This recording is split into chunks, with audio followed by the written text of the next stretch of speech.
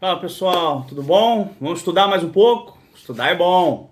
Vou trazer para vocês hoje de forma bem resumida. Eu vi algumas provas sendo cobradas, assim, me chamou a atenção, porque quando começa a ser cobrado em uma outra prova, isso começa a ser cobrado de forma sistêmica.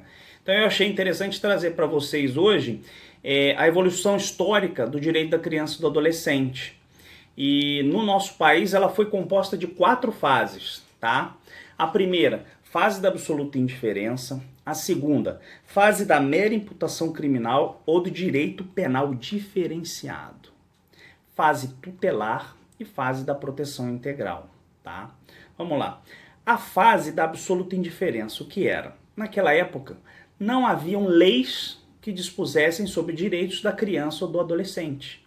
Eles eram objetos de direito sujeitos exclusivamente ao pátrio poder. Naquela época vigia o pátrio poder. Essa ideia de poder familiar, ela é recente, porque na época havia uma patriarcalidade muito grande, tá? Não havia proteção estatal, era exclusivamente objeto de direitos e exclusivamente pelo pátrio poder. Fase da absoluta indiferença. Passamos para a segunda fase, a fase da mera imputação criminal ou do direito penal diferenciado. O que era isso? Ela vigia no tempo das ordenações filipinas, afonsinas, manuelinas, depois no Código Criminal de 1830 e no Código Penal de 1890. Na prática, o que havia?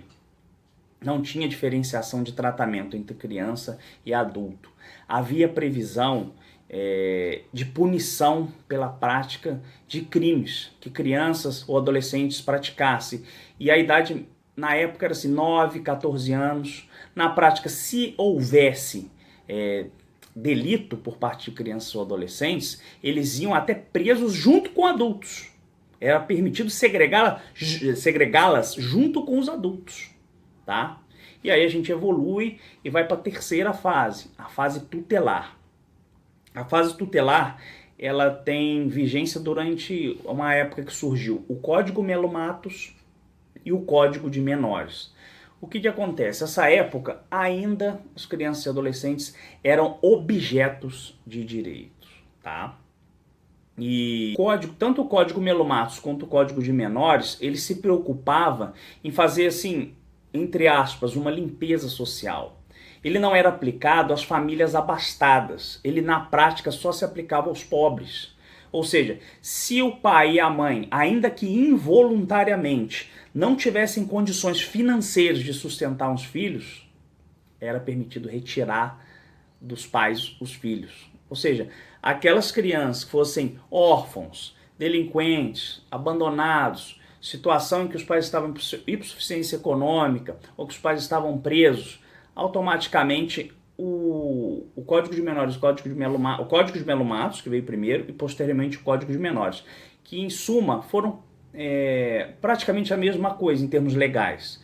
Mas a aplicação era só para essas crianças e adolescentes, entendeu? Tinha uma abrangência relativa e até discriminatória, tá? Tanto que essa questão da impossibilidade financeira, a gente evolui agora para a quarta fase, que é a fase da proteção integral. E o ECA expressamente veda que o poder familiar seja perdido em razão de impossibilidade financeira. Não pode. A impossibilidade financeira não é razão para a perda do poder familiar, tá? Só retornando, na fase tutelar, vigia a doutrina da situação irregular, tá? Doutrina da situação irregular, isso que eu falei sobre a fase tutelar. A gente avança para a fase da proteção integral, que vem com a Constituição Federal e posteriormente o ECA. A Constituição lá no 227, no artigo 227, e o ECA. Agora, as crianças e os adolescentes são sujeitos de direitos. E aqui a gente tem uma proteção alargada. A gente tem os princípios constitucionais emanando sobre as crianças e adolescentes e toda uma rede protetiva da criança e do adolescente, conforme dispõe a Constituição e o ECA, tá? E eu separei algumas questões aqui para vocês entenderem como está cobrando em concurso. Em suma, são essas 4 fases bem resumidamente. Se vocês quiserem que eu detalhe fase a fase, Comenta aí nos comentários que eu faço um outro vídeo de cada fase mais detalhadamente. Mas em suma, para concurso, para prova de OAB, o que cai é isso. Absoluta indiferença, primeira fase. Mera imputação criminal, segunda fase. Fase tutelar, terceira fase. Quarta fase, proteção integral. Absoluta indiferença, não haviam leis. Crianças e adolescentes objetos de direitos. Mera imputação criminal, crianças e adolescentes tratados como adultos e podendo ser segregadas como adultos. Fase tutelar, vige a doutrina da situação irregular. Teve sua vigência no Código de Melo Matos e no Código de Menores. Aplicava-se na prática apenas aos pobres. A impossibilidade financeira, os órfãos, os abandonados, os filhos de pais presos, praticamente eram alcançados por essa fase tutelar da doutrina da situação irregular.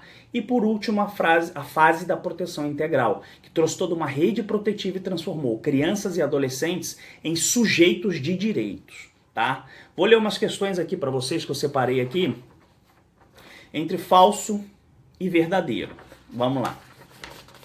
Na fase da absoluta indiferença, não havia leis voltadas aos direitos e deveres de crianças e adolescentes. Tá correto, foi o que a gente falou agora há pouco. Outra. A fase da mera imputação criminal não se insere na evolução histórica do tratamento jurídico concedido à criança e ao adolescente no ordenamento jurídico pátrio, porque é extraída do direito comparado. E aí? Falso, né, gente? O que a gente acabou de falar. A evolução histórica vem aí. E a mera imputação criminal ela é a segunda fase dessas quatro. Ela não vem do direito comparado, ela vem do nosso direito. Entenderam? Então, mais uma. Na fase da mera imputação criminal, olha ela aí de novo. Regida pelas ordenações afoncinas e filipinas, pelo Código Criminal do Império de 1830 e pelo Código Penal de 1890.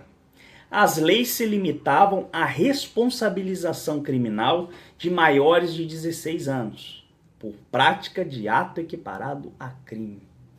Falso ou verdadeiro?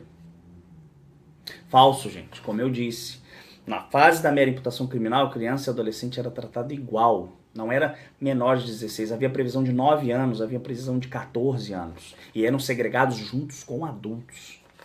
Tá? Vamos lá, mais uma.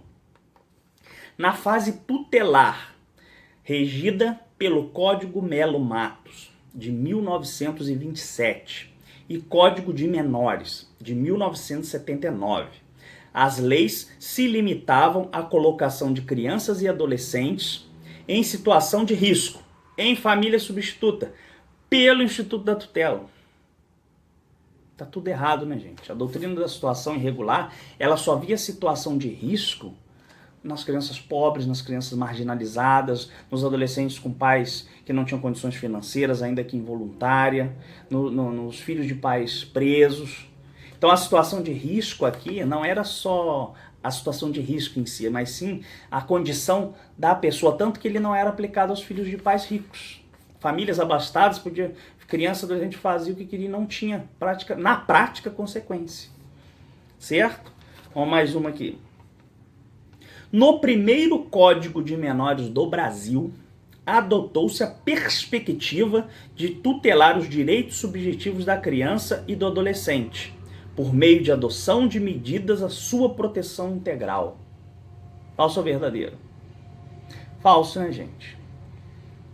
Nessa época vigia o quê? Doutrina da situação irregular. Eles eram o quê? Objetos de direito. Criança e adolescente só vêm a ser sujeitos de direito aqui na quarta fase, a fase da proteção integral. Tá?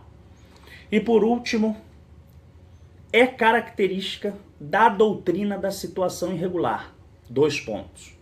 Possibilidade de aplicação de medida de internação a menores carentes, abandonados, inadaptados e infratores. Ainda que seu cumprimento possa se dar em unidades distintas e com maior ou menor nível de contenção. E aí? Verdadeiro, gente, verdadeiro. Dentro do que eu expliquei da doutrina de situação irregular. Compreenderam? Então, assim, é bom fazer um resumo, estudar isso, essas 4 fases. Tem vindo sendo cobrado nessas provas, tá? Vamos, se vocês quiserem, depois eu faço um vídeo de cada fase separadamente, mais detalhadamente, mas o resumo é isso. Se vocês gostaram, dão o like aí no vídeo, aperta o sininho, se inscreve no canal e vamos, tamo junto. Fui!